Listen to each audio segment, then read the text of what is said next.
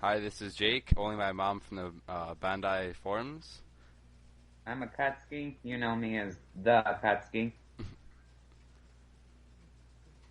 Today we have two guests with us, Alucard Sparta, also same name on the forums. He won the second Gen Con $1,000 event, and we have Oh, Yuya. cool. Hey guys, it's Yuya. I think you guys know me already, so. That's pretty much easy. Alright, so I guess first thing we should go over is just Call of the Core in general, and what are your thoughts on it? Okay. Good idea. Yeah. So far, purple is pretty much standing out on top, but the set's really hard to decipher. I mean, all of the colors have stuff that could be used in any kind of deck. Yes. Personally, I'm running green-white, get some bounce and exhaust, but really, I think that purple is the standout element, but it's definitely beatable. Yeah, Right. it's pretty easy to actually beat. I've already proved that. I was definitely surprised by the fact of how strong a mono white deck could be. Yeah. At my release event, the guy ran mono white, but basically what he did is he used their blocking effects to build up a massive amount of spirits, and then he just overran me. I just didn't have enough to block. Because definitely white has a lot of the game finishers, like the Silent Walls and then Pure Elixir and those kind of strong cards, and also bounce. And then most of these guys have like a good stats on for its cost. So definitely think the white has the potential. White definitely has like very, very strong builds, and it's the very good defense element. Right. I will admit that.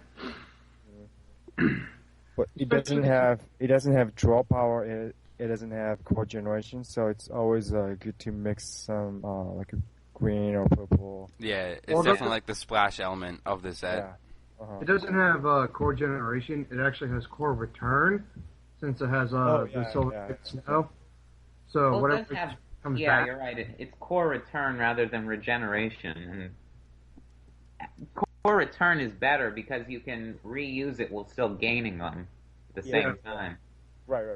And I saw some guy playing those core return for a high speed. Yeah. Yeah, and that was a good combo at the Gen Con, and I saw him like, wow. Every time he moves core back from his trash back to reserve, and then he summoned a high speed guy, and wow. Oh yeah, he was beating everybody at Gen Con. High speed is win. High speed can definitely be a very good benefit. It's a much one. It's actually really good for defense. Right. Yeah. Like with Leave Wolf, if you're low on spirits and you might lose the game, you could high speed him into the game to protect you. Yeah. It messes up your opponent's account. Like, I have this many spirit, and so I could finish the game. And then he started to attack with all of them, right? And then I summon high speed movement. Oh wait, now he gets one more, so I can't win. And then the next turn I'm gonna be in trouble. So things like that. Yeah. So it's always fun. So it also appears like that half of a color works with half of another color, as in like you really only want to use the high-speed guys with white because of that core return, but you wouldn't run it with anything else because there's just way better drops to use. Yeah. Right. Very true. And then again, we have the grizzly bear that actually boosts all green guys, and he's white. Hey, wait! I think I recognize your voice. We have met at Gen Con, right? Yes, you were. Oh, I remember you. Yeah, I remember. I was the guy with the epic Sephiroth mat. Yeah, and you won the first fight in the second. The Saturday 1K. You were the one wearing the Naruto hat, right? Akatsuki. And I remember you now. Okay.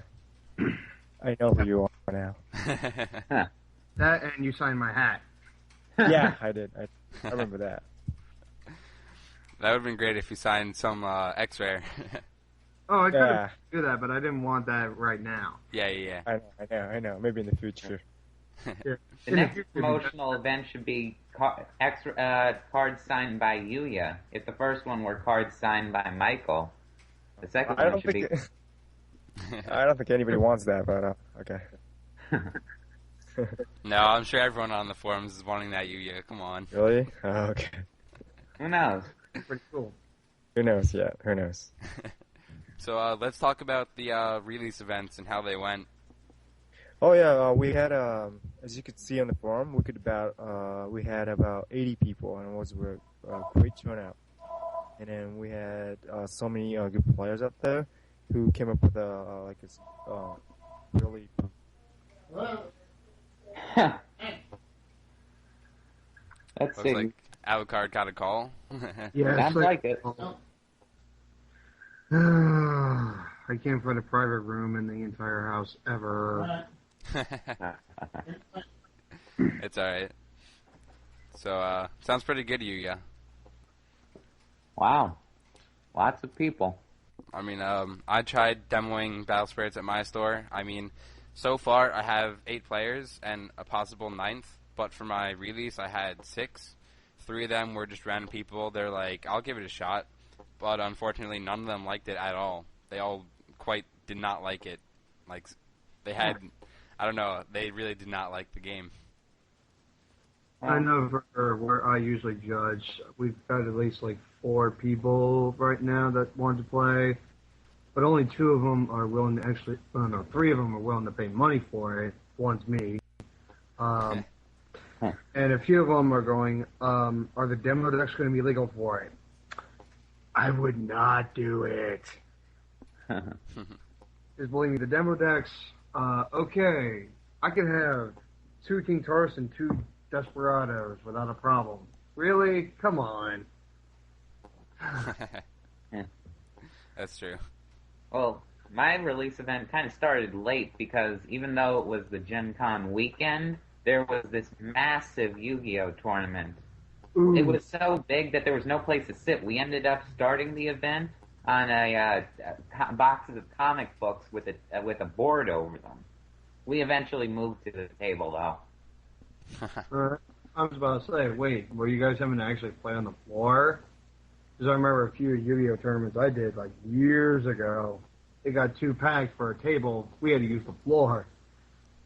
That was not fun. Yeah, I had to do that for a Magic release event one time. But, yeah, let's go back to Battle Spirits. Yeah, good idea.